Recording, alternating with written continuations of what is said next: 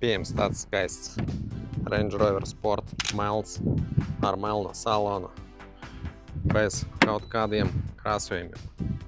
Skaists salons, tika izieta tehniskā apskata, 3 litrīgais dīzelis, nobraukums 166 000. Pārbaudāms nobraukums, jo auto ir no 2016. gada Latvijā. Viņš ir iegādāts jauns Latvijā, tāpēc arī visu var pārbaudīt. Ļoti skaists auto, kā patīk daži. Un arī jūsu auto varbūt kā daļa no samaksas, pieejams finansējums.